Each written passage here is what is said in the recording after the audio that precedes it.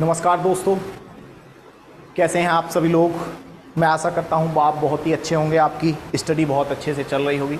मेरा नाम है अनिल कुमार। दोस्तों, मैं आपके साथ डिस्कस कर रहा था बेसिक्स ऑफ पॉलिटी। इससे पहले हम पॉलिटी को सिलेबस वाइज से स्टार्ट करें, उससे पहले हमें कुछ बेसिक कॉन्सेप्ट को समझ लेना चाहिए।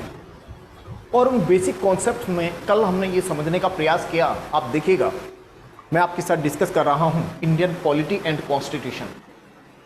कल मैंने ये बताया कि पॉलिटी का अर्थ क्या है, what do you mean bye polity, polity और पॉलिटिक्स में क्या अंतर है, पॉलिटिकल साइंस में क्या अंतर है, और संविधान, इनके बारे में मैंने कल डिस्कस किया था। डिटेल में आपको थोड़ा बताया था, क्योंकि ये बेसिक चीज़ें हैं। अगर आपकी ये बेसिक चीज़ें क्लियर रहेंगी तो डेफिनेटली आप, जब हम सिलेबस के अकॉर्डिंग पॉलिटी को समझने का प्रयास करेंगे तो वहाँ पर आपके लिए बहुत ही इजी हो जाएगा। उसी में आगे के क्रम में एक क्वेश्चन और था, तो ये हम बेसिक्स लगभग 8 से 10 क्वेश्चन थे जिस पर मैं बात कर रहा था। जैसे कल मैंने बताया पॉलिटी क्या है, जिसे आप राज व्यवस्था बोलते हो, पॉलिटिक्स यानी कि राजनीति में क्या अंतर है। इसी प्रकार हम आज भी उसी क्रम में आगे चलेंगे। जैसे आज सबसे पहले हमारा है राज्य क्या है, इसके बाद भी आगे की चीज़ों को अराजकतावाद, जैसे आपने कहा what do you mean by anarchism, individualism क्या है, what is the concept of welfare state, what is the concept of socialist and capitalist economist या फिर कैपिटलिस्ट कॉन्सेप्ट ऑफ स्टेट, तो हम आगे देखेंगे। उसी प्रकार आप देखिएगा आगे चल के कॉन्स्टिट्यूशनलिज्म, संविधानवाद क्या है। इससे ना केवल पीटी, ये मेंस में भी क्वेश्चन पूछा गया है। तो माय डियर फ्रेंड, जैसा कि आप यहां पर देख सकते हैं, ये मैंने लिखा हुआ है, it is the introduction class. और इस इंट्रोडक्शन क्लास में हम आज राज्य की अवधारणा क्या है इसको समझने का प्रयास करेंगे। What is the concept of state, तो आज का हमारा कंसर्न ये है। और स्टेट को आप बखूबी अगर आप समझ जाएंगे तो मेरे प्यारे दोस्त, आप डेफिनेटली, आप बिलीव करिए, आपको बहुत ही, अगर पॉलिटी में बहुत सारी चीज़ों को आप समझ पाएंगे। इसके बाद अगर हम इसकी बात करें तो देखिए, स्टेट का जो कॉन्सेप्ट है वो 2 स्टेट के कॉन्सेप्ट्स हैं। एक भारतीय कॉन्सेप्ट है और एक अभी वर्तमान में जो चल रहा है जिसको बोलते हैं मॉडर्न कॉन्सेप्ट ऑफ स्टेट या यूरोपियन कॉन्सेप्ट ऑफ स्टेट बोल सकते हैं। या तो 2 कॉन्सेप्ट हुए, एक तो पहले चलता था प्राचीन में, ठीक है जी। तो मैं ये कहना चाह रहा हूं यहां पर कि अवधारणा मतलब कॉन्सेप्ट, ठीक है। और ये यहां पर एक तो आपका यूरोप, इसके 2 कॉन्सेप्ट हैं। पहला है यहां पर Indian concept, Indian concept of state, या फिर इसको आप एंशिएंट भी बोल सकते हो।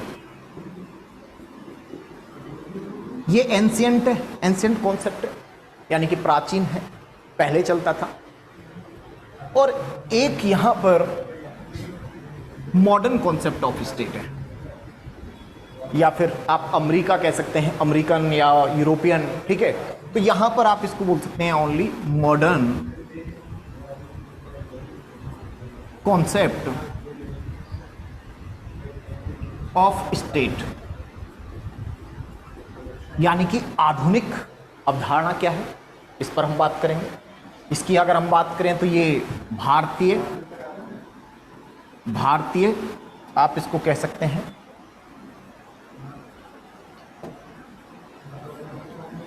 यहां पर अगर हम बात करें तो ये भारतीय हो जाएगा। भारतीय अर्थात प्राचीन, प्राचीन अवधारणा। और इस तरफ ये जो है ये आधुनिक अवधारणा कह सकते हो आप इसको, आधुनिक अवधारणा। अवधारणा मतलब कॉन्सेप्ट होता है। तो एक्चुअली इसके बारे में केवल हमें पता होना चाहिए कि ये प्राचीन कॉन्सेप्ट क्या होता था, इसमें कौन सी चीज़ें स्टेट का अंग हुआ करती थी, बस जस्ट कई बार पीटी में पूछ लिया जाता है। तो इसके लिए आपको थोड़ा सा ज़रूर पता हो किसके द्वारा ये थ्योरी दिया गया, कैसे ये थ्योरी आया, तो इसके बारे में मैं बात बताने वाला हूँ।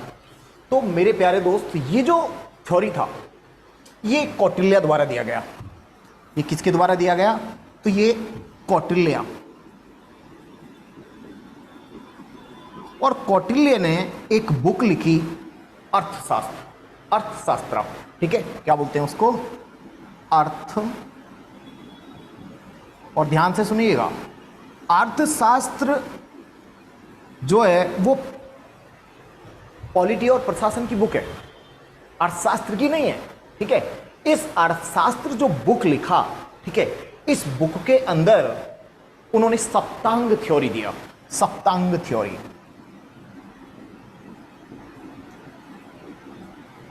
सप्तांग थ्योरी, दैट मीन्स कौटिल्य ने यह बताया कि 7 चीजें, सप्तांग मतलब राज्य के 7 अंग होंगे, अर्थात जो 7 चीजें होंगी उनसे मिलकर राज्य बनेगा। सप्तांग थ्योरी दिया। तो अभी हम इस पर ना बात करके केवल और केवल अभी हम सप्तांग थ्योरी की बात करेंगे, जो कि भारतीय कॉन्सेप्ट है। इसके बारे में आपको थोड़ा सा जरूर पता होना चाहिए। तो देखेंगे सप्तांग थ्योरी के according, according to Saptanga theory,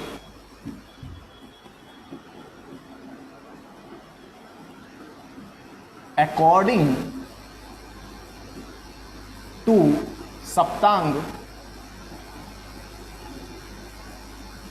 Saptanga theory, state has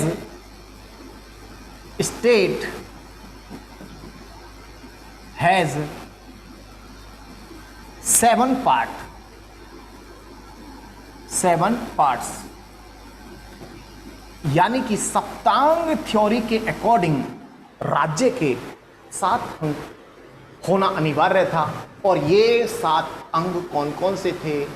तो मेरे प्यारे दोस्तों, आपको ये 7 अंग पता होना चाहिए कि कौन से वो 7 अंग थे जिनके बारे में हमें पता होना चाहिए, क्योंकि कई बार आपका पीटी में क्वेश्चन आ सकता है।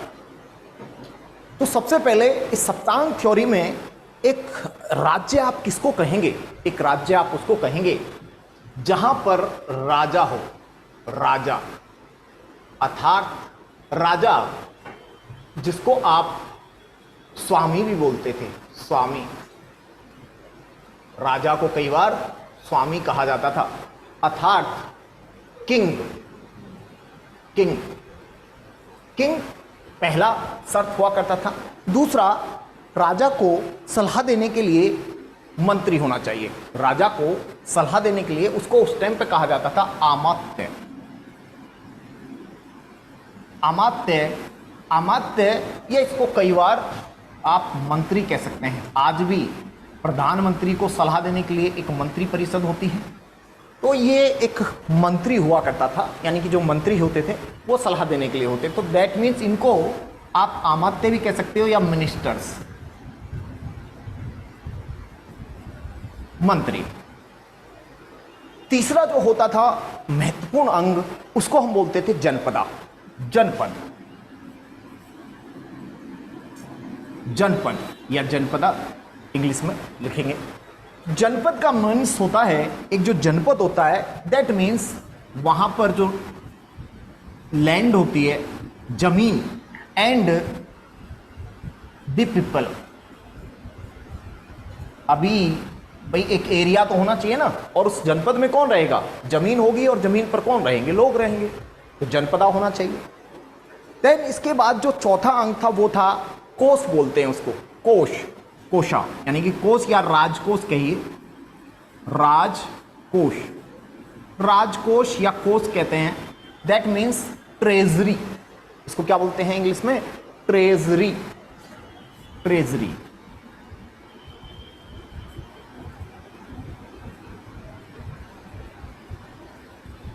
ट्रेजरी राजकोष, ठीक है जी। ट्रेजरी, ट्रेजरी होना चाहिए। अगर मान लीजिए खजाना ही नहीं होगा तो राज्य जो भी होगा वो लोक कल्याणकारी राज्य काम कैसे करेगा? तो ट्रेजरी होना बहुत जरूरी था। और आपको पता है कि पहले युद्ध वगैरह का डर रहता था, दूसरे पड़ोसी जो आपका राज्य हुआ करता था, तो वहां पर एक फोर्ट की जरूरत होती थी, यानी कि जो अगला होता था वो था किला। 5वें नंबर पर किला। किला जैसे कि आपने लाल किला है, ये सारे के सारे राजाओं ने किस लिए बनाए थे? अपनी सुरक्षा के लिए बनाए थे, ऑब्वियस सी बात है। तो किला को कई बार दुर्ग कह दिया जाता है, दुर्ग, ठीक है जी। दैट मीन्स आप इसको फोर्ट बोल लीजिए, फोर्ट, या इसको फोर्ट्रेस बोल लीजिए, फोर्ट्रेस, ठीक है। तो किला हो गया। 6ठे नंबर पर जो हुआ करता था किला, यानी कि अपनी सुरक्षा के लिए बनाया जाता था। अगर कोई व्यक्ति राज्य के अंदर क्राइम करता है तो वहां पर दंड की व्यवस्था होना बहुत जरूरी था। अगला जो होता था वो होता था, इसको बोल दिया जाता था दंड। दंड दंड दंड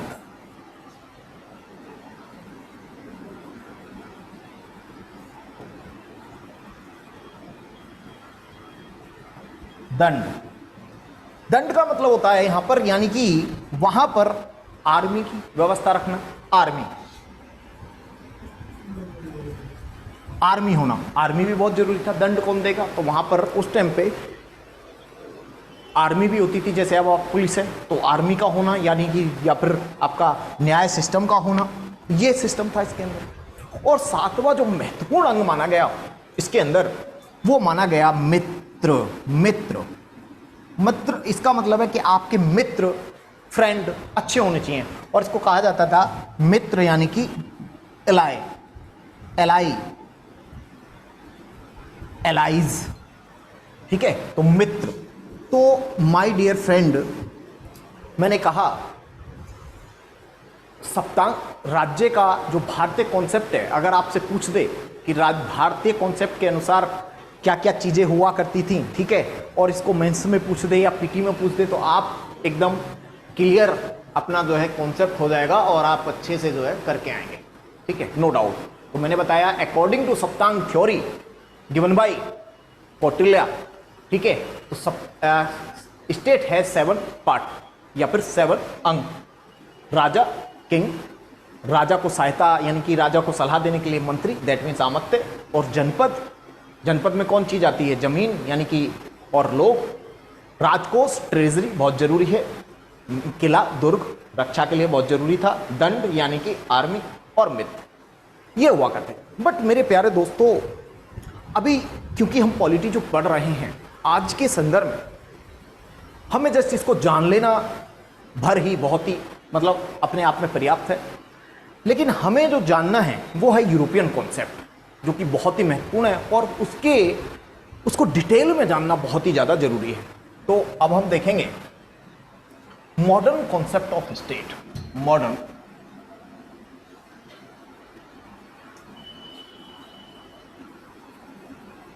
मॉडर्न कॉन्सेप्ट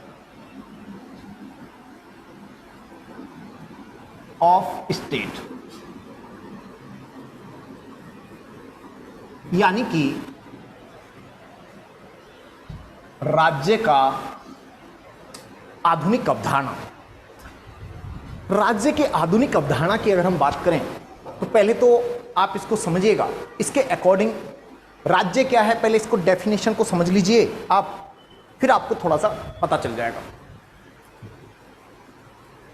एक्चुअली इसके अनुसार राज्य जो है, पहली बात तो ये है, ये बोलता है कि इसके अकॉर्डिंग 7 अनिवार्य अंग होने चाहिए। राज्य वर्तमान में हम उसी को कहेंगे जिसमें ये 4 चीजें मिलती हैं। अब वो कौन सी चीजें हैं इसको आपको समझना पड़ेगा। पहले, सबसे पहले मैं स्टेट की अगर मैं बात करूं तो स्टेट को आप डेफिनेशन को समझिए,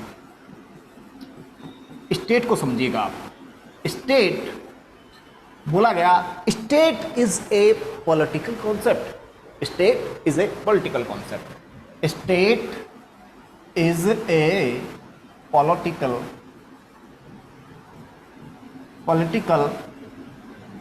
कॉन्सेप्ट। दैट मीन्स जब आप पॉलिटी पढ़ रहे होंगे तो उस टाइम पे भारत के लिए भी आप स्टेट का वर्ड का यूज करेंगे। दूसरी बात यह है, state is a invisible concept. State is a invisible concept. अर्थात इनविजिबल का मतलब क्या है? अदृश्य अवधारणा।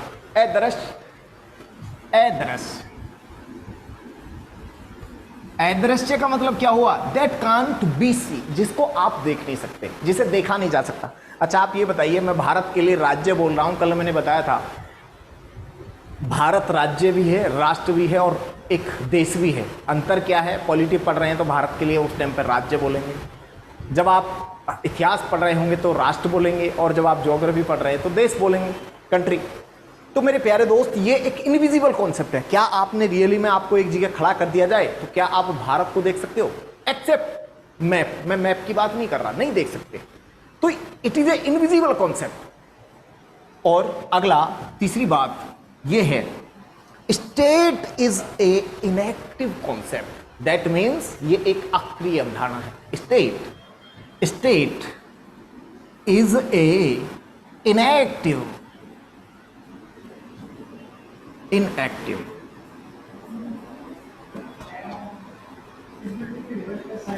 Inactive concept. दैट मीन्स ये एक अक्रिय अवधारणा, ये कार्य नहीं करता। अक्रिय, इनएक्टिव का मतलब है ये इनएक्टिव रहता है अपने आप में। इनएक्टिव मतलब जो एक्टिव नहीं है। इनएक्टिव जो एक्टिव नहीं है, दैट मीन्स अक्रिय। अक्रिय है ये अपने आप में। तो मेरे प्यारे दोस्त, बट ये इनएक्टिव है। आपने बहुत स्टेट सुना होगा, लेकिन आज तक आपको अभी शायद ये नहीं पता हो, स्पष्ट रूप से आपको इमेज नहीं बनता हो कि आखिर क्या है स्टेट। तो क्योंकि स्टेट को देखा ही नहीं है, इनविजिबल है, दिखाई नहीं देता। लेकिन आप कॉन्सेप्ट को समझिए, स्टेट बेशक इनविजिबल है, पॉलिटिकल कॉन्सेप्ट है, पॉलिटी में पढ़ते हैं। भारत किसी भी देश के लिए आप क्या बोलेंगे? स्टेट बोलेंगे। नेशन स्टेट है, ये स्टेट कैसा है? ये नेशन स्टेट है, अर्थात किसी नेशन को ही आप स्टेट बोलेंगे, है ना। नगर राज्य बोलते थे, उससे नेशन स्टेट निकल के आया, कल मैंने इस पर बात भी किया था। बट पॉलिटिकल कॉन्सेप्ट है, दैट मींस पॉलिटी में पढ़ेंगे। इनविजिबल है, दैट मींस दिखाई नहीं देता, और इनएक्टिव है, दैट मींस कार्य नहीं करता। बट माय डियर फ्रेंड, इसके बहुत सारे ऑब्जेक्टिव्स हैं। बट मेरे प्यारे दोस्त, इसके बहुत सारे ऑब्जेक्टिव्स हैं। ऑब्जेक्टिव्स अर्थात पर्पस, इसके बहुत सारे पर्पसेस हैं। जैसे टू एलिमिनेट पॉवर्टी, जैसे लाइक बहुत सारे ऑब्जेक्टिव्स हैं। Like to maintain law and order, to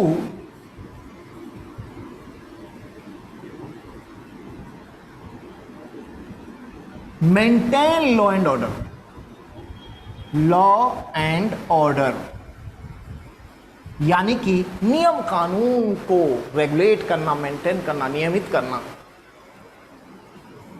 to provide employment, to provide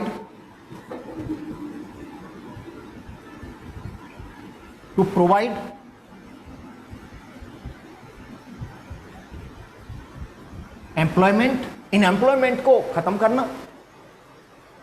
to eliminate poverty,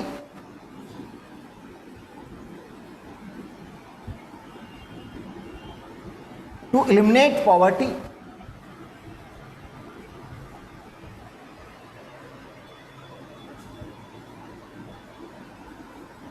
to eliminate poverty यानी कि आप जो भी सोच सकते हैं, आपको जॉब देना,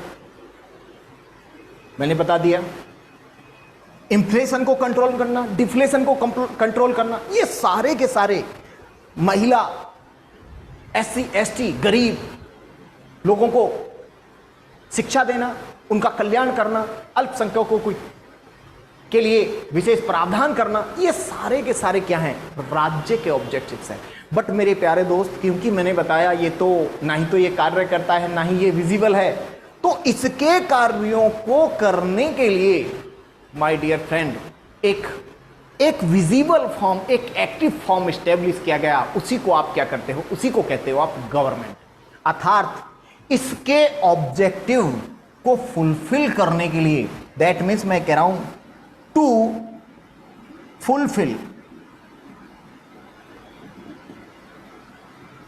these objectives,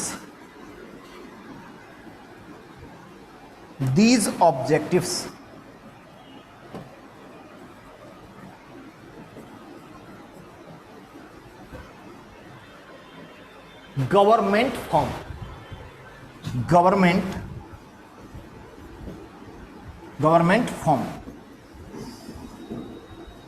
गवर्नमेंट को स्टेब्लिश किया गया। अर्थात मैंने कहा सरकार, राज्य के इन उद्देश्यों को पूरा करने के लिए सरकार को स्थापित किया गया, जो कि सरकार, इसका मतलब कैसा होगा, गवर्नमेंट एक विजिबल बॉडी होगा जिसको आप देख सकते हो, और गवर्नमेंट एक एक्टिव कॉन्सेप्ट है। एक्टिव अर्थात वो कार्य करता है।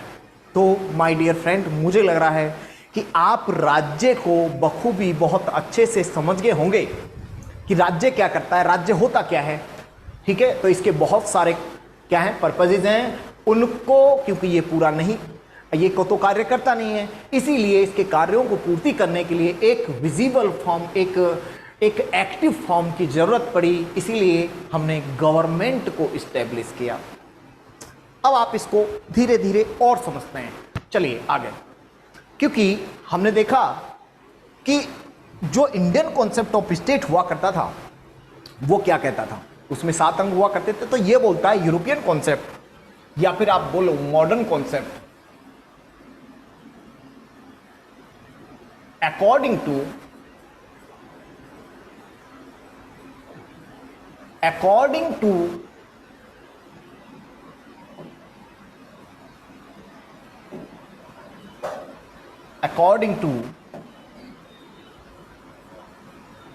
modern concept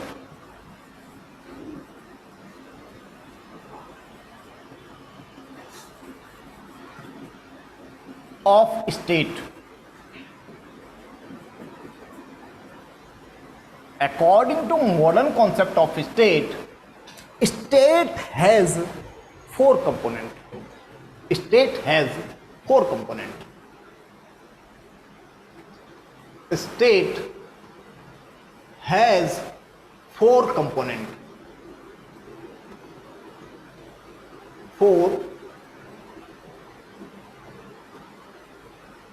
अर्थात राज्य के आधुनिक अवधारणा के अनुसार राज्य के 4 अंग होते हैं। राज्य के 4 अंग होते हैं, और वो 4 अंग कौन कौन से हैं? तो मेरे प्यारे दोस्त, अगर अब वर्तमान में इंडिया एक स्टेट है या नहीं है, इसको चेक करेंगे हम, तो इसके अकॉर्डिंग इसमें 4 अंग होने अनिवार्य हैं। और वो 4 अंग कौन कौन से हैं, तो इनके बारे में आपको बखूबी पता होना चाहिए। चलिए, पहला जो अंग होता है इसके अकॉर्डिंग, सबसे पहले यहां पर एक डिफाइन एरिया होना चाहिए। डिफाइन एरिया, निश्चित भूभाग, निश्चित भूभाग, निश्चित भूभाग।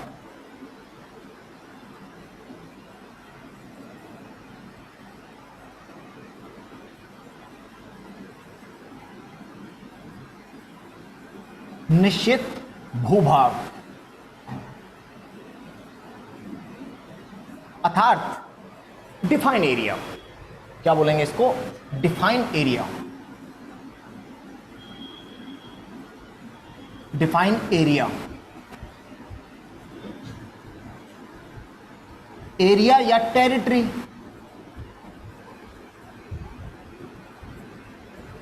एक ही बात है।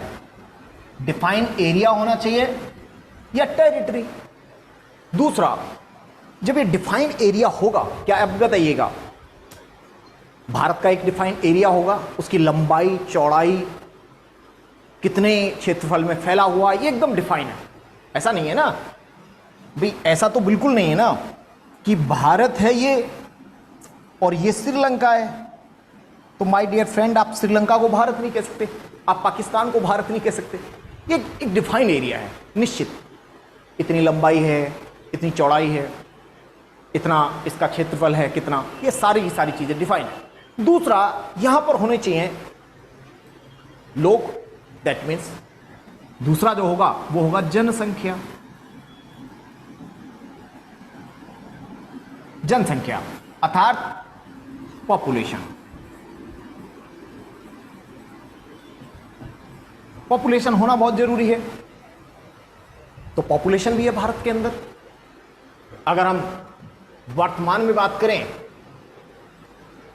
तो लगभग 140 करोड़ जनसंख्या भारत की हो गई है। और अगर सेंसस की बात करें, 2011 की सेंसस, 2011 का जो सेंसस रहा तो उसमें 121 करोड़ रहा।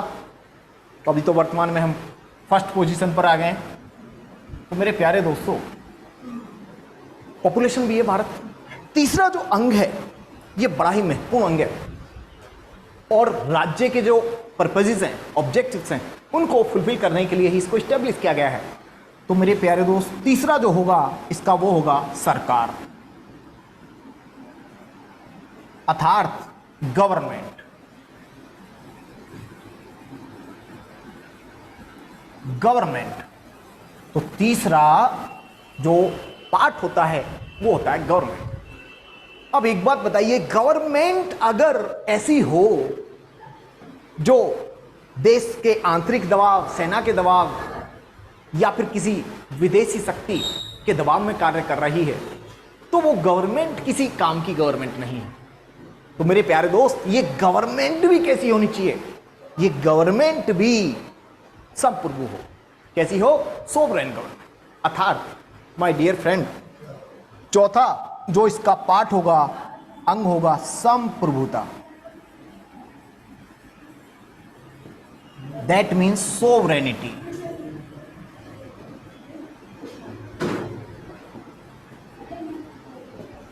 सोवरेनिटी, तो सोवरेनिटी बहुत ही जरूरी है। तो according to modern concept of state, state has 4 component, और वो 4 कंपोनेंट कौन कौन से हैं? 4 कंपोनेंट्स, और वो 4 कंपोनेंट कौन कौन से हैं? एक डिफाइंड एरिया होना चाहिए, जनसंख्या होना चाहिए, सरकार होनी चाहिए, और सरकार भी कैसी हो? सोवरेन गवर्नमेंट, संप्रभु। अब आप इसको समझने का प्रयास करिएगा। अब मैं भारत की बात करता हूं, ये भारत है।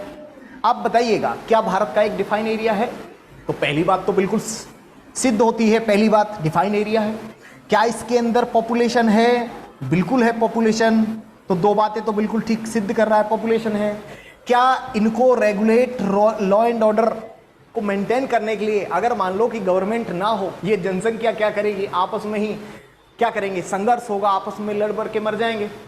ठीक है, तो इनको रेगुलेट करने के लिए, लॉ एंड ऑर्डर को मेंटेन करने के लिए, कॉन्फ्लिक्ट को कम करने के लिए गवर्नमेंट को स्टेब्लिश किया गया। तो सरकार है भारत में, बिल्कुल सरकार है। क्या वो सरकार सोवरेन है? तो बिल्कुल सोवरेन है। तो इस प्रकार हम देखेंगे कि India is A sovereign country. But इस पर भी हम बात करेंगे, कितना सोवरेन है, कौन सी चीजें ऐसी हैं जो सोवरेनिटी को ठेस पहुंचाती हैं, अभी उस पर भी हम बात करेंगे। तो पहले हम बात कर लेते हैं, इसको तो आप समझ गए हैं, इसको आप समझ गए हैं, इसको भी आप समझ गए हैं। गवर्नमेंट पर हम बात करेंगे विस्तार से, और संप्रभुता पे सबसे पहले हम सोवरेनिटी पर बात करेंगे मेरे प्यारे दोस्त। चलिए संप्रभुता की बात करते हैं। संप्रभुता, इसका मतलब यह हुआ कि मैं चौथे अंक पर थोड़ा डिटेल से बात कर रहा हूं। संप्रभुता,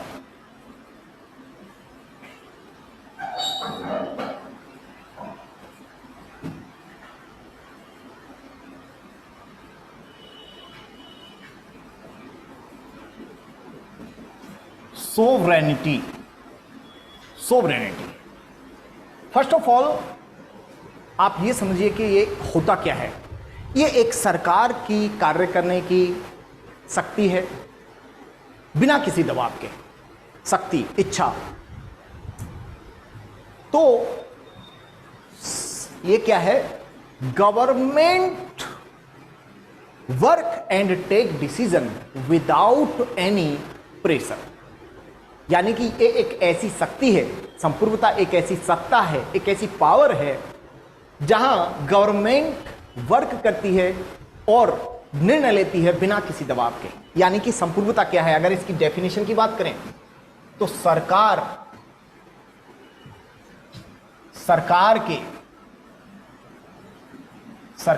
के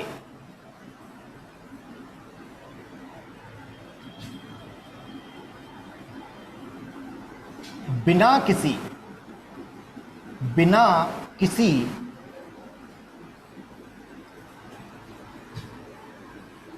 दबाव के कार्य करने तथा निर्णय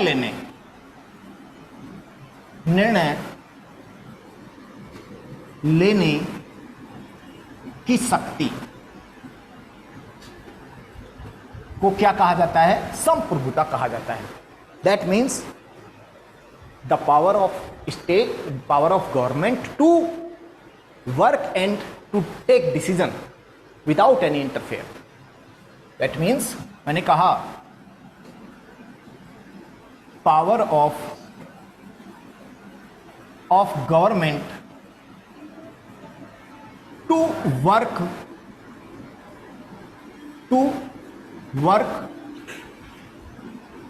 and take decision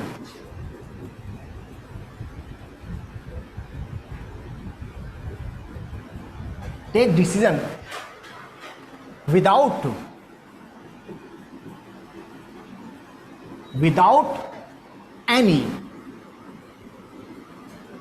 any pressure कह सकते हैं, या interfere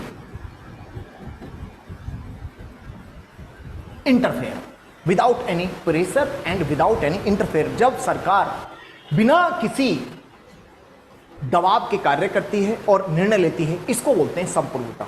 my dear friend, UPSC ने यहां से क्वेश्चन पूछ दिया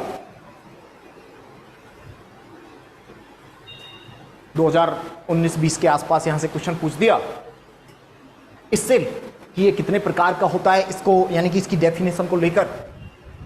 तो मेरे प्यारे दोस्त, सोवरेनिटी जो होती है ये भी दो प्रकार की होती है। ये दो प्रकार का होता है। एक होता है इंटरनल सोवरेनिटी,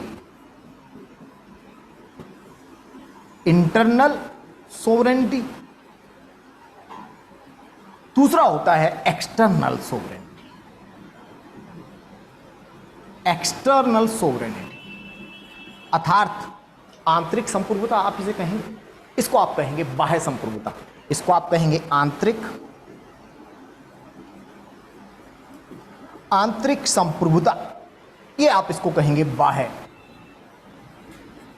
बाह्य संप्रभुता। तो मेरे प्यारे दोस्त, आंतरिक का मतलब क्या हुआ, गवर्नमेंट। अब आप इसके वर्ड से ही सुनिएगा, इसी से यूपीएससी ने क्वेश्चन पूछा था और उसमें क्या किया कि जो एक्सटर्नल की डेफिनेशन थी उसको इंटरनल के साथ लिंक कर दिया और इंटरनल की डेफिनेशन को एक्सटर्नल के साथ लिंक कर दिया। अब उसमें स्टेटमेंट्स दिया, only one statement correct, only two statement correct, both statement are correct, and last में दिया none of these.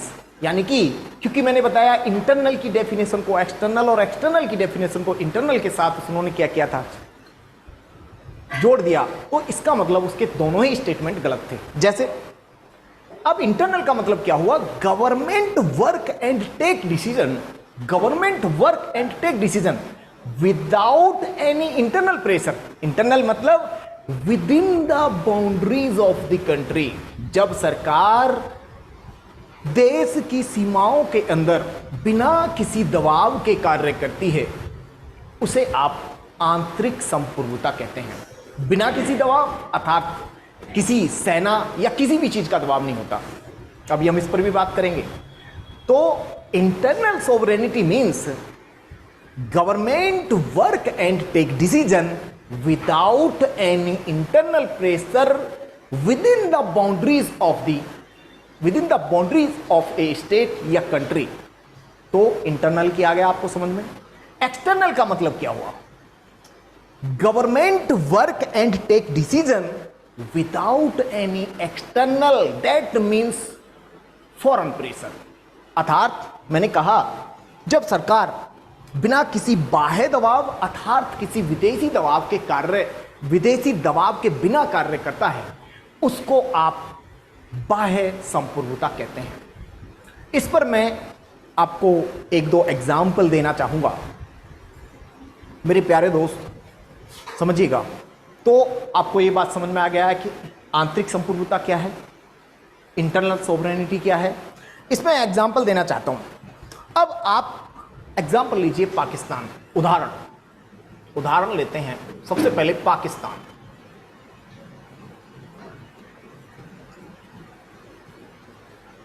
Pakistan, my dear friend, क्या पाकिस्तान इंटरन और एक्सटर्नल रूप से सॉवरेन है? माय डियर फ्रेंड, ना ही तो पाकिस्तान इंटरनल और ना ही एक्सटर्नल रूप से सॉवरेन है। कह सकते हो आप, क्यों नहीं कह सकते? क्योंकि वहां पर सेना इंटरफेयर करती है, सेना का वर्चस्व होता है, तो इंटरनल सोवरेनिटी नहीं कहेंगे। एक्सटर्नल इसलिए नहीं कहेंगे क्योंकि पाकिस्तान की फॉरेन पॉलिसी को आप देखेंगे लगातार चाइना और अमेरिका इन्फ्लुएंस करता है, लगातार उस पर इसका धाक देखा जा सकता है, छाप देखी जा सकती है, तो आप नहीं कह सकते। दूसरा एग्जाम्पल लेते हैं माय डियर फ्रेंड, यहीं पर आप एग्जाम्पल लीजिए म्यांमार। अब आप देखिएगा म्यांमार में आपने कई बार सुना होगा, अभी 2-3 साल पहले ही यहां पर क्या हुआ है, सेना ने तख्ता पलट कर लिया, सेना ने कब्जा कर लिया, यानी सरकार को आपके यहां पर सेना ने कब्जा कर लिया। म्यांमार में क्या हुआ है, सेना का तख्ता पलट हुआ, यानी कि म्यांमार भी क्या है, ना ही तो आप कह सकते हैं इंटरनल रूप से सॉवरेन नहीं है, एक्सटर्नल रूप से भी सॉवरेन क्या ही होगा जब इंटरनल रूप से ही सेना का कब्जा है। इसी प्रकार आप देखिएगा श्रीलंका का, अभी देखेंगे कि श्रीलंका की दिवालियापन की स्थिति आ गई अभी 2022-21 में। तो ऐसा इसलिए था कि यहां पर आप देखिएगा, यहां पर एक पोर्ट है जिसका नाम है हम्बनतोता पोर्ट।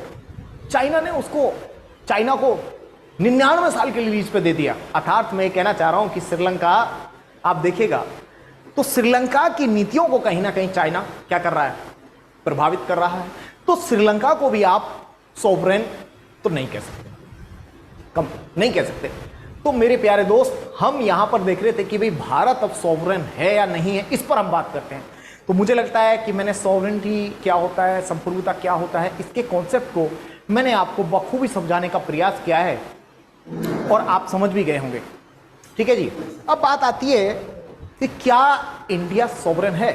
देखिए, अगर हम इस बात पर बात करें कि is India sovereign at the time और नॉट, तो बात यह है मेरे प्यारे दोस्त कि दुनिया का कोई भी देश कंप्लीटली सॉवरेन इस टाइम पर नहीं है।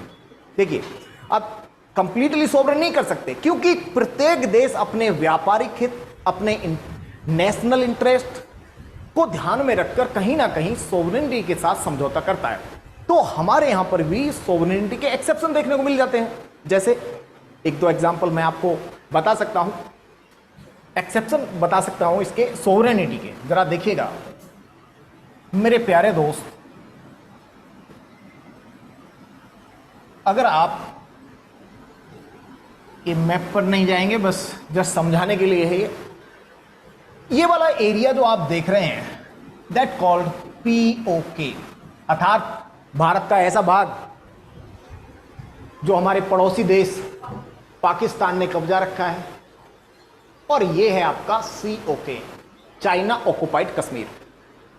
और माय डियर फ्रेंड, इधर जो एरिया है ये पूरा का पूरा चाइना है। तो यहां पर एक प्रांत है जिसका नाम है जिंगजियांग प्रांत। वहां से मैं ये मैंने ये बताया एक्सेप्शन, अर्थात मैं अपवाद की बात कर रहा हूं। अपवाद किसके अपवाद की बात कर रहा हूं? भारत में सोवरेनिटी का कोई अपवाद है क्या? तो जिंगजियांग प्रांत से एक रोड बना रहा है चाइना। पहले वो COK जाएगा, क्योंकि चाइना का ऐसा, भारत का ऐसा पार्ट यानी कश्मीर का ऐसा पार्ट जो चाइना ने कब्जा रखा है, उसको क्या बोल रहे हो आप? इसी को आप COK बोल रहे हो। तो यहां से जा रहा है रोड, फिर ये यहां पर देखेंगे सियाचिन ग्लेशियर है, इसके ऊपर से यहां से फिर वो POK आ रहा है। और मेरे प्यारे दोस्त, ये वाला जो पार्ट है आप देखेंगे ये पाकिस्तान है। तो पाकिस्तान आप देखिए यहां से ये POK आएगा और यहां तक आएगा। ये है, यहां पर एक पोर्ट है जिसका नाम है ग्वादर पोर्ट, ग्वादर बंदरगाह तक ये एक रोड बना रहा है। कौन बना रहा है? चाइना, क्योंकि ये इस तरफ कुछ चीन ही है ना। इसका नाम है CPEC, China Pakistan economic corridor. इसको क्या बोलते हैं? CPEC, मतलब चाइना पाकिस्तान इकोनॉमिक कॉरिडोर। अभी मैं इस पर बात करूंगा क्या है क्या नहीं है। ये करंट अफेयर में रहता है, कई बार यहां से क्वेश्चन पूछा हुआ है मेरे प्यारे दोस्त।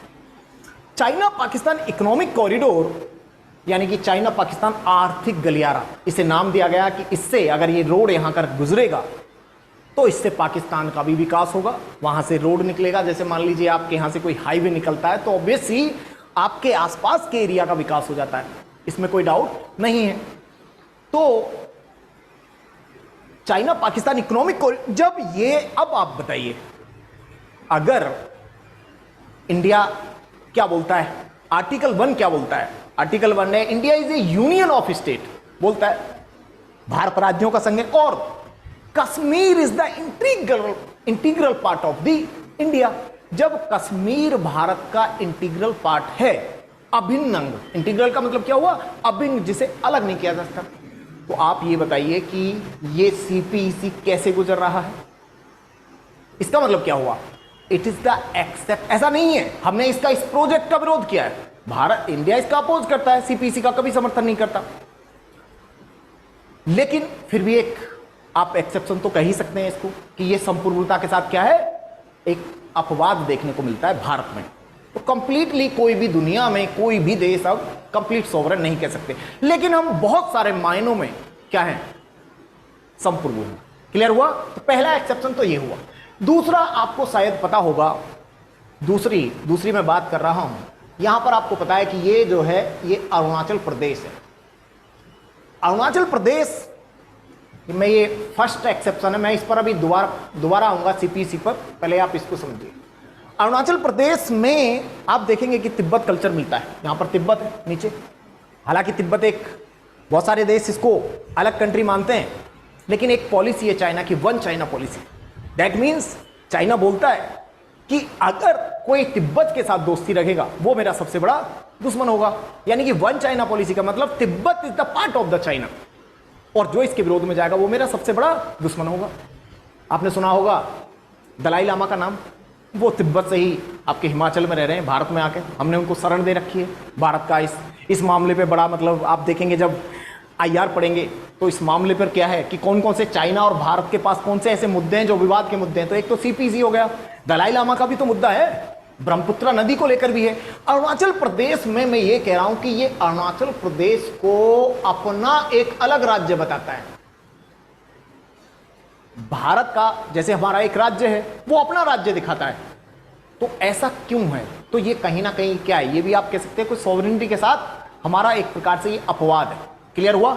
दो मैंने सॉवरेनिटी के साथ आपको अपवाद बताए। CPEC पर मैं थोड़ा सा फिर से आता हूं क्योंकि इसको आप समझ लेंगे तो ये करंट अफेयर में रहता है और ये इंटरव्यू में भी क्वेश्चन पूछा हुआ है। एक्चुअली आप थोड़ा सा इसको बैक में जाते हैं। आपने कभी पहले सिल्क रूट का नाम सुना हो? Silk route. सिल्क रूट का मतलब है कि चाइना को वो रूट था और चाइना उसके माध्यम से, सिल्क मतलब रेशम, रेशम का व्यापार करता था और वो यूरोप तक जाता था। लेकिन वो बाद में जाके, क्योंकि बहुत सारे आपके साम्राज्य हुआ करते थे, ऑटोमन साम्राज्य वगैरह, ठीक है, तो वो इसका जो सी रूट हुआ करता था वो कोलैप्स हो गया था। उसको रिवाइव करना चाह रहा है चाइना। और वो क्या कर रहा है कि आप इस मैप को देखिए, मैं यहां पे बताता हूं।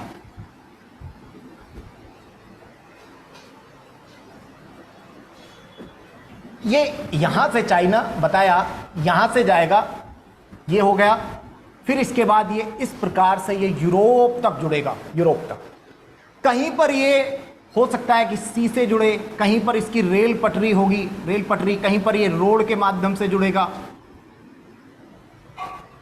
और इस पार्ट को बोलते हैं, इस पूरे प्रोजेक्ट को बोलते हैं, इसको समझिएगा। मैंने बताया कि जैसे भारत वाला जो निकल रहा है सीपीसी, ये तो एक रोड वाला रूट है। फिर कोई हर जगह ऐसा थोड़ी है, तो यहां पर क्या है आपका सी आ जाएगा, समुद्र आ जाएगा, तो सी रूट भी होगा। फिर आगे चल के किसी देश में हो सकता है कि वहां पर रेल की पटरी से जुड़े। इस प्रकार ये यूरोप तक जुड़ेगा और उसका ये इस प्रोजेक्ट का नाम है OBOR, या फिर इसी को BRI भी कहते हैं। That means one belt one road initiative, OBOR, one belt one road initiative. और इसी को बोलते हैं बेल्ट एंड रोड इनिशिएटिव। इसी के ये दो नाम है। अर्थात मैं ये कहना चाह रहा हूं, CP is the part, small part of the OBOR, या मैंने बताया इसको BRI। BRI का एक छोटा सा पार्ट है जो कि क्या जुड़ रहा है, किसके माध्यम से जुड़ रहा है, रोड के माध्यम से। तो अर्थात मैं कहना चाह रहा हूं कि BRI क्या है, BRI क्या है, सिल्क रूट को चाइना रिवाइव करना चाहता है।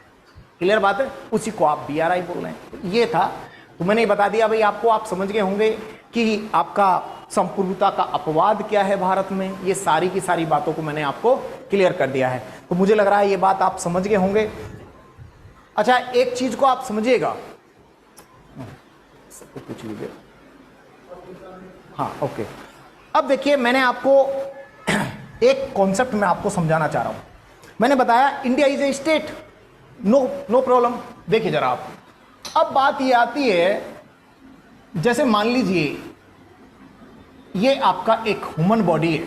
आप मुझे बताइएगा मेरे प्यारे दोस्त, ह्यूमन बॉडी तो आपका हाथ, पैर और ये आपका सर है, इनसे मिलकर बना हुआ है। ह्यूमन बॉडी सभी से मिलकर बना है ना।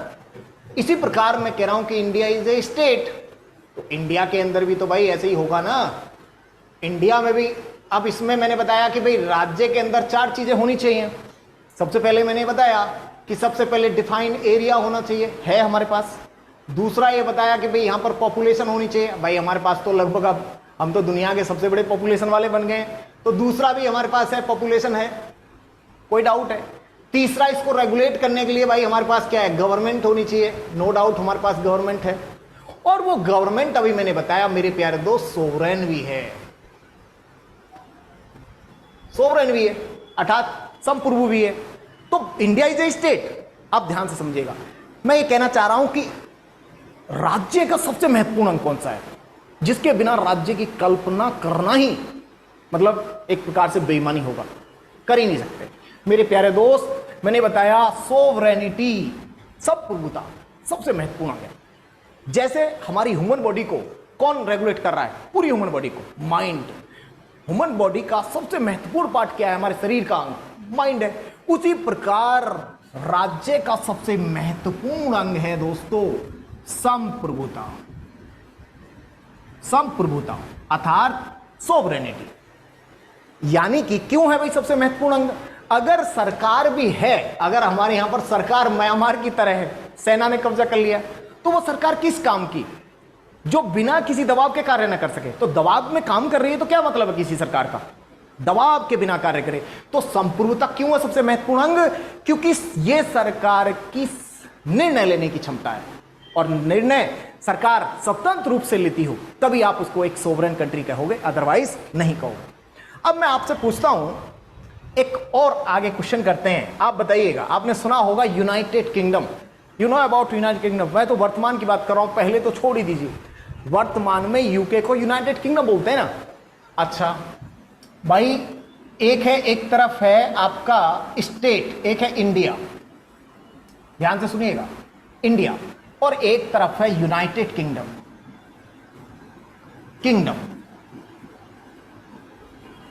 आप किंगडम तो राजतंत्र को बोलते हैं। किंगडम का मतलब क्या होता है? किंगडम मतलब क्या होता है? मोनार्की होता है ना, अर्थात राजतंत्र। अब इसको आज भी राजतंत्र यानी कि मोनार्क क्यों कह रहे हो आप? ये राज्य क्यों नहीं है? इंडिया की अगर मैं बात करूं तो इंडिया तो एक राज्य है भाई, स्टेट है। क्योंकि राज्य में क्या होना चाहिए? 4 चीजें होनी चाहिए, तो भारत के पास तो है। इसमें आखिर किंगडम में और स्टेट में क्या अंतर है? India according to modern concept India is a state, nation state है। क्यों है भाई इंडिया इज ए स्टेट? क्योंकि इंडिया में 4 चीजें हैं, बिल्कुल 1, 2, 3 और 4। शॉर्ट में लिख देता हूं, डिफाइन एरिया, निश्चित भूभाग, पॉपुलेशन, गवर्नमेंट और सोवरेनिटी। है ना 4 चीजें? बिल्कुल है, कोई डाउट नहीं है। बट मेरे प्यारे दोस्त, ये जो सोवरेनिटी है रियल सेंस में, अब ध्यान से समझिएगा, स्टेट किसको कहोगे? रियल सेंस में हम स्टेट तभी कहेंगे जब ये सोवरेनिटी जनता के अंदर हो। किसके अंदर हो?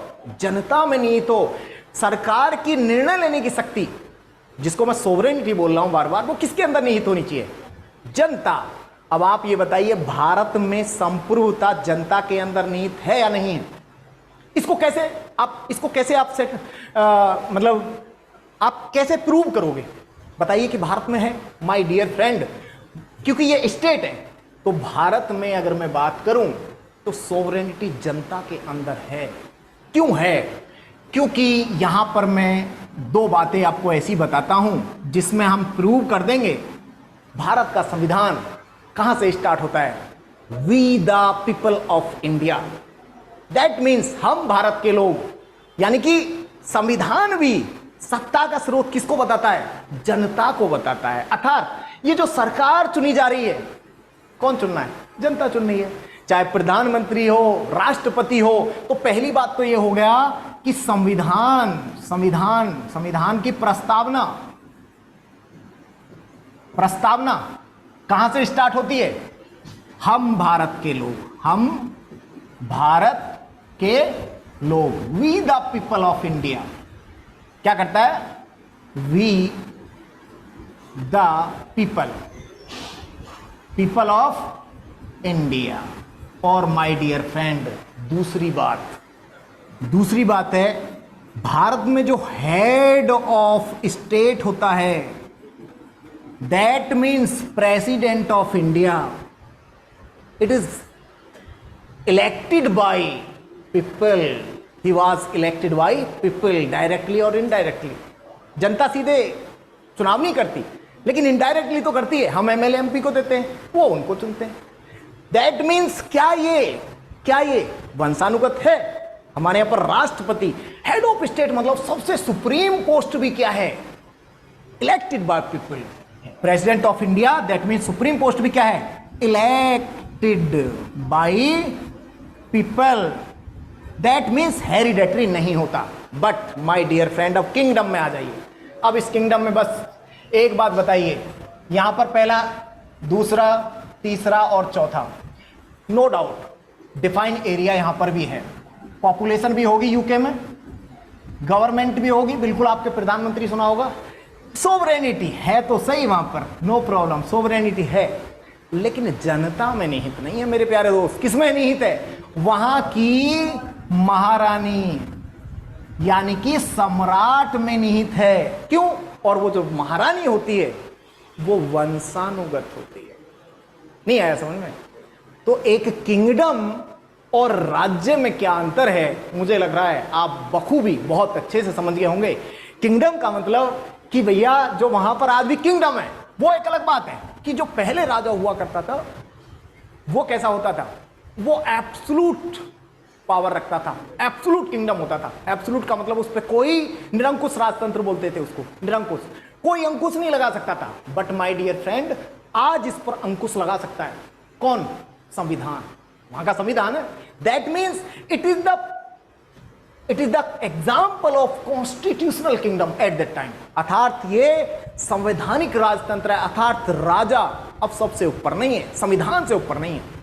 तो लेकिन है तो फिर भी राजतंत्र ही ना। वहां पर आज भी महारानी या जो सम्राट है, अभी एलिजाबेथ की मृत्यु हो गई, उन्हीं का बेटा या बेटा क्या बन गया, बेटी या बेटा ही क्या बनेगा, सम्राट बनेगा, राजा, जो कि वंशानुगत है। यानी कि क्या चला जाएगा, हेरिडेटरी सिस्टम चलता जाएगा। मेरा बेटा राजा बनेगा, फिर उसका बेटा, फिर उसका बेटा। लेकिन भारत में ये बताइए, क्या रामनाथ कोविंद का द्रौपदी मुर्मू जी से कोई संबंध है? नहीं। हमारे यहां पर जो योग्य होगा वही क्या बनेगा, जो योग्य होगा, जो उसकी एबिलिटी रखता होगा।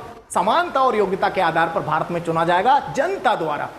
तो ये समझ में आया कि किंगडम और एक राज्य में क्या अंतर है। India is a state but United Kingdom is not a state, that is a kingdom. No doubt, कोई दिक्कत नहीं है ना। बट मेरे प्यारे दोस्त, आपने एक चीज और समझिए। अब इसी में मैं किंगडम की ही बात कर रहा हूं, जिसको मैंने बोला मोनार्क। किंगडम को मैंने क्या बोला, मोनार्क भी बोल दिया इसको। मोनार्की अर्थात इसको राजतंत्र। राजतंत्र भी दो प्रकार का होता है। पहले जो राजतंत्र हुआ करता था, पहले का जो स्वरूप हुआ करता था, आपने सुना होगा, उसको क्या बोलते थे? निरंकुश राजतंत्र। इसका मतलब क्या हुआ? राजा के शब्द ही कानून है। राजा बोलते थे ना, पर पहले आपने सुना होगा कि राजा कोलू में पिलवा देगा। इसका मतलब यही है कि निरंकुश का मतलब है देयर इज नो एनी अंकुश ऑफ। इसका मतलब निरंकुश का मतलब कोई अंकुश नहीं है। अर्थात इसको बोलते थे it is the example of absolute monarch. Example देखेंगे अभी। एब्सोल्यूट मोनार्क एग्जाम्पल बताऊं मैं भारत में ही आपको। भारत में आप याद करिए, मौर्यन काल, गुप्त काल। क्या इनको कोई जो राजा हुए या फिर अकबर भी कोई भी है, इनको कोई संविधान था क्या? That means these are the example और अनकॉन्स्टिट्यूशनल।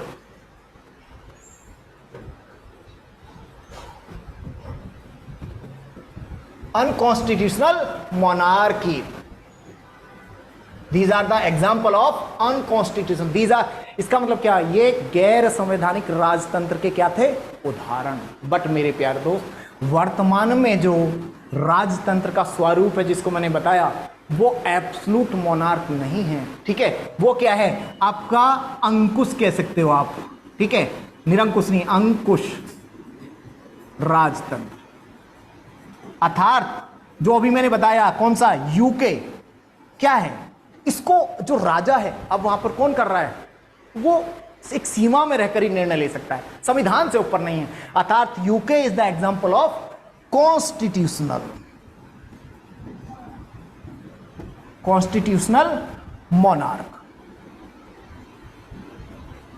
क्लियर है? संवैधानिक राजतंत्र। अर्थात अब राजा संविधान से ऊपर नहीं है, राजा के शब्द कानून नहीं है। क्लियर हुआ नहीं हुआ? तो मैंने ये बताया कि किंगडम, जो कि गुप्त काल और मौर्य काल या कोई भी पहले जो भी दिखा, वो निरंकुश हुआ करते थे, राजा पर कोई अंकुश नहीं लगा सकता था। इसीलिए मैंने बोला these are the example of unconstitutional, क्या कह सकते हैं, मोनार्क। बट अब जो यूनाइटेड किंगडम जो मैंने बताया, क्योंकि वो स्टेट नहीं है। स्टेट क्यों नहीं है? क्योंकि वहां की महारानी क्या है? वंशानुगत है, इसीलिए उस पर। लेकिन हाँ, ये दूसरी बात है कि वो पुराना राजतंत्र तो नहीं है, अब इस पर अंकुश लगाया जाता है। अर्थात ये संविधान के दायरे में रहकर ही कार्य कर सकता है।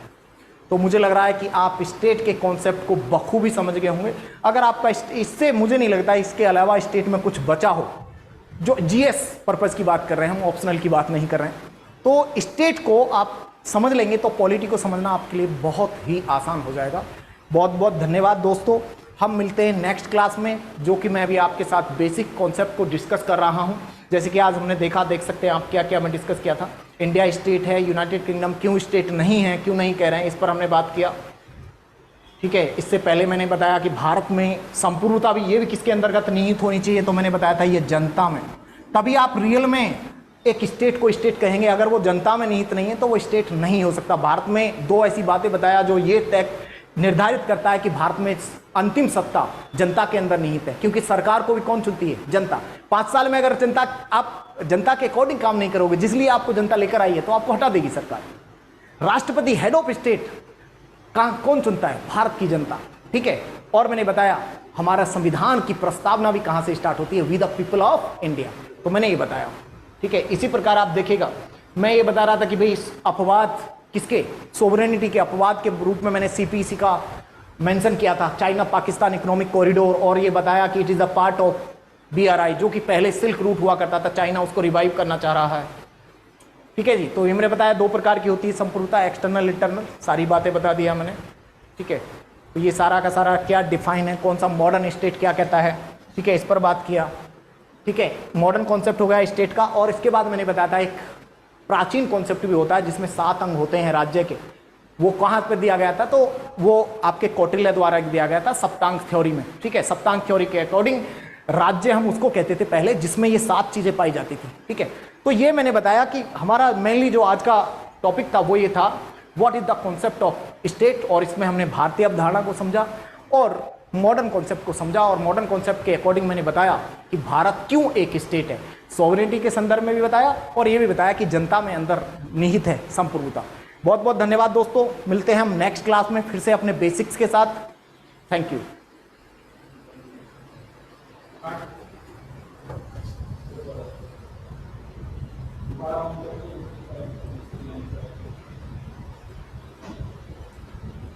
एंड करना है, ये लीव, एंड ऑफ ऑल।